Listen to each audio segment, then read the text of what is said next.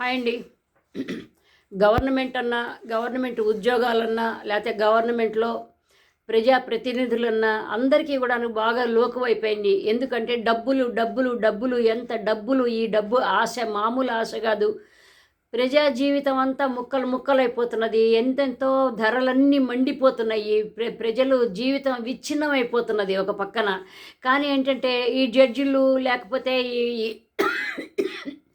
ప్రజాప్రతినిధులు వీళ్ళందరూ మాత్రం అసలు ఈ ఈ ఏమాత్రం కూడాను ఒక రకమైన కష్టం తెలియకుండా వాళ్ళకి ఆనందంగా గడిచిపోతున్నదన్నమాట. ఢిల్లీ హైకోర్టు న్యాయమూర్తి యశ్వంత్ శర్మ ఆయన సరదాగా హోలీకని 14వ తారీఖు, మొన్న 14 తారీఖున హోలీకని ఆయన బయటికి ఇంటి మామూలుగా అఫీషియల్ బిల్డింగ్ ఉంటుంది కదా, అఫీషియల్ ఇల్లు, అది వదిలిపెట్టి ఆయన బయట ఊరు వెళ్ళాడట. హోలీ ఇవి చేసుకోవటానికని సెలబ్రేషన్స్.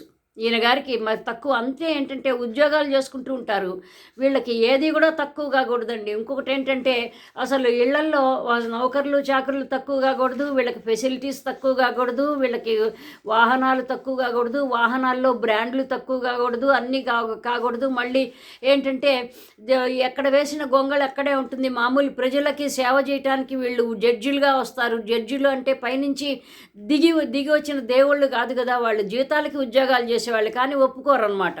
అయితే ఈ ప్రబుద్ధుడు అలహాబాద్ హైకోర్టు నుంచి వచ్చాడనమాట. ఢిల్లీ 2021లో వచ్చాడు. ఎంత సంపాదించాడో ఏం పాడో తెలియదు. కానీ అంటే ఏంటంటే ఇప్పుడు ఈ అగ్ని ప్రమాదం జరిగింది కాబట్టి ఈ అగ్ని ప్రమాదంలో బయటపడింది ఈయన దొంగ ఈ డబ్బు రంకు అంతా బయటపడింది అనమాట. యాక్చువల్గా చెప్పాలంటే అగ్ని ప్రమాదం జరిగితే ఈయన ఇంట్లో లేకపోతే సరే, ఆ అగ్ని ప్రమాదం సిబ్బంది వాళ్ళు వచ్చారు, గబగబా అంతా ఏం చేయాలో చేశారు. కానీ ఇంట్లో మాత్రం ఏంటంటే ఆయన ఇంట్లో ఎన్నో కట్టలు ఒక గదిలో కరెన్సీ నోట్లు అనమాట. ఎంతో అసలు ఈ లెక్కకి మించిన కరెన్సీ నోట్లు అనమాట. ఈ డబ్బు దాహం ఎందుకు వస్తున్నదో మనుషులకి, ఎంత పొయ్యే కాలాలు, కలికాలాలు, జనాలు చచ్చిపోతున్నారు, జనాలకి అసలు ఏమీ చేయకుండా. కానీ ఏంటంటే గవర్నమెంట్లో ఉన్న వాళ్ళందరూ కూడా వాళ్ళు అన్నీ బాగా పంచుకుంటారు. కానీ మామూలు పేదవాడికి, కామన్ మ్యాన్కి మాత్రం ఏది అందటం లేదు. అయినా ఈయన ఇంట్లో దొరికితే ఈ డబ్బులు, ఈ సిబ్బంది, అగ్నిమాపక సిబ్బంది ఏం చేశారంటే ఆ హైకోర్టుకి వాళ్ళకి ఆ కన్సర్న్డ్ అఫీషియల్స్కి వాళ్ళకి కంప్లైంట్ ఇచ్చారు. అప్పుడు ఆయన్ని ఏదో అలహాబాదు పంపిద్దామని చెప్పి ఏదో కొలీజియం ఒక నిర్ణయం తీసుకుందిట.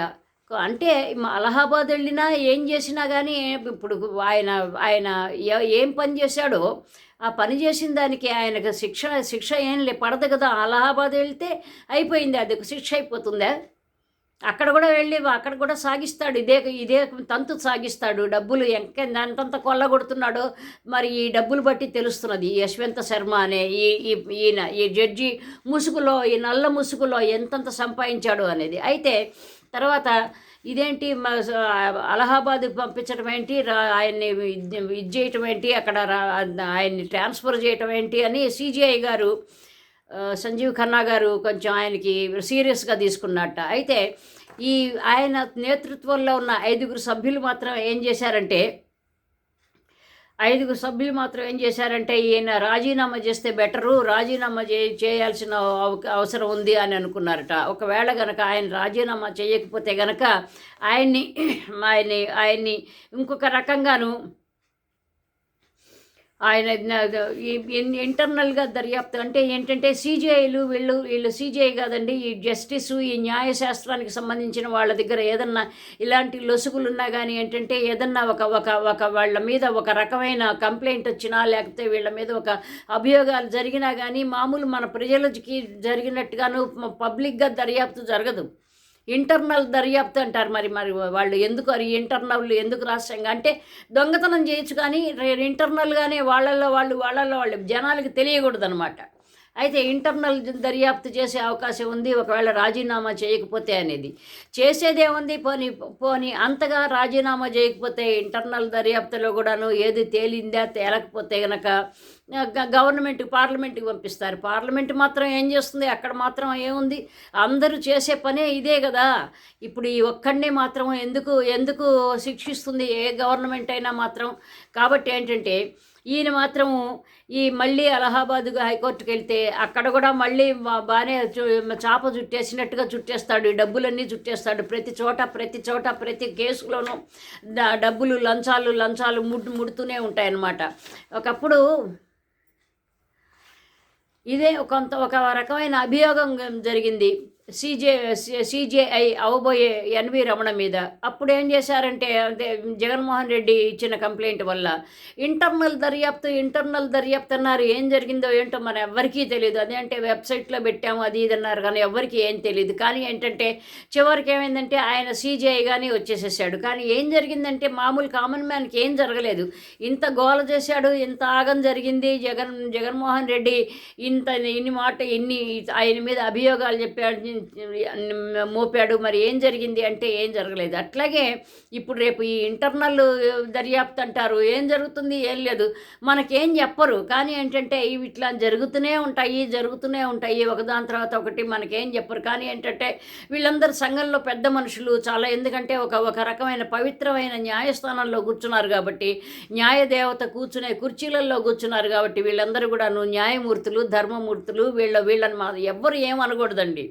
ఏమన్నా అంటే కనుక అసలు మనం తప్పుడు వాళ్ళం అయిపోతాము, మనం తీసుకుపోయి ఏదన్నా చేస్తారన్నమాట. కాబట్టి ఏంటంటే వీళ్ళు అన్నీ చేస్తూనే ఉంటారు. వీళ్ళ ఇంటర్నల్ దర్యాప్తులు మాత్రము చక్కగా సక్సెస్ఫుల్గా సాగుతూనే ఉంటుంది. మరి ఈ డబ్బులు ఎక్కడి నుంచి ఏదో అవేమని మామూలుగా ఏమన్నా అవి ఫేక్ డబ్బులు అవి ఇవి అని చెప్తాడో, మరి ఏం చెప్తాడో, లేకపోతే అది ఆయన్ని అడిగితే ఆయన మాత్రం ఈ విషయాల్లో నోరేం మెదపటం లేదు ఇప్పుడు మాత్రం ఈ యశ్వంత్ శర్మ అనే ప్రబుద్ధుడు.